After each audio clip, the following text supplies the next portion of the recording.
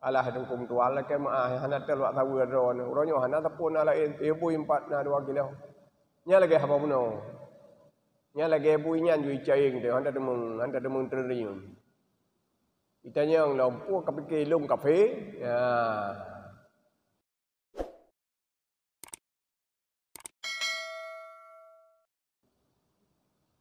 Khususnya di Aceh, Lontuan sepakat dengan Tunku Mandum yakin hana urang pajo fia boy. Tidak ada orang Aceh hari ini yang makan babi, tidak ada. Karena orang Aceh Muslim 100%. Cuma yang ingin kita buktikan, hana pajo bui le orang Aceh, betul karena Muslim atau na alasan lain. Ya, mereka hendak tak kaji. Jadi menyata kaji, menyata pegat penelitian, Lontuan sendiri juga ragu. Ragu karena Islam, tapi ada alasan lain. Hana pajuh sia bui ura Aceh ka betul. Menyata tanya alasan bado hana lain alasan. Wah, depa tanya orang Islam. Ya, jadi alasan karena Islam, tapi yang kita teragukan. Pakon, nya ingin tanya bongkar penyebab ni. Jadi orang Aceh mandum, orang Muslim mandum di Indonesia di dunianya hana pajuh bui. Karena haram ke perah karo ke.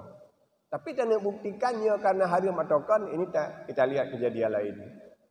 Jadi bui kah hana pajuh lah. Ada lia rumah gereja, tegedi gepoh mati ya tanam. Hana pakat bagi. Bahkan nyana orang lain sia jime sia rumahnya urung me pakat sia 3 orang bui bengeh tu. Tapi tak kala lah hal lain. Bunuh bui haram. Man bui mantang haram kan. Banyak persoalan lagi yang lebih haram dari babi. Peng rampok. Peng cua. Peng sabu. Korupsi. Sogok. Yang juga haram. Tapi menyatakan kalau nak kejadian urang bengeh karena disogok. Dan urang kebah peng hana jadeh dihijuk karena juga peng haram. Ya kalau tak demung. Nit.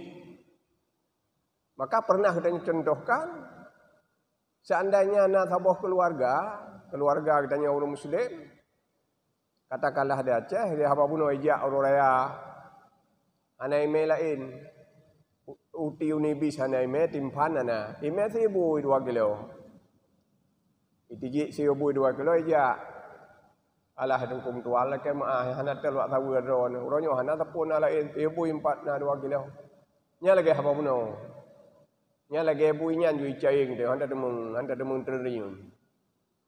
Itanya yang lompu kapike lung kafe, ya, yang me sia bui. Tapi cobalah yang diantar bukan babi. Cime on rutuh yang mirah yang mantang baru mupadum peluh ikat. Apakah tu kenan? Nya sena ya pak, nya tengah makmu dak ya. Tapi nya peng panas, nya kag depu kada pegah peng panas hana payah surahli.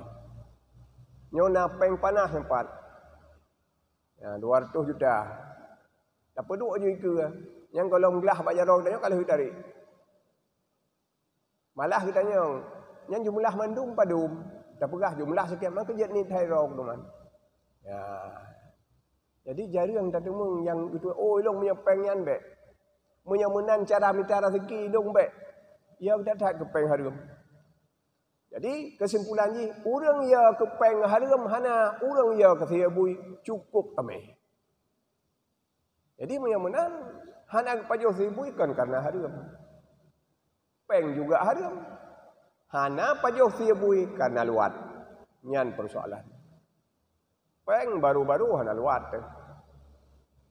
Jadi bet fikir sibui tanya haram dan sebagainya, peng-peng yang bunuh dua hana haram. Malah lebih haram peng sogok, peng judi, peng sabu daripada haram sibui. Haram je. Katanya kalau kita buat dalam kitab najis mughalladhah, sibui najis yang berat, tapi ada alat untuk menyucikannya. kan suci sia bui. Suci tempat kenang sia bui. Bila kita tengok tepeh dengan bui, nalat dengan suci. Tanah.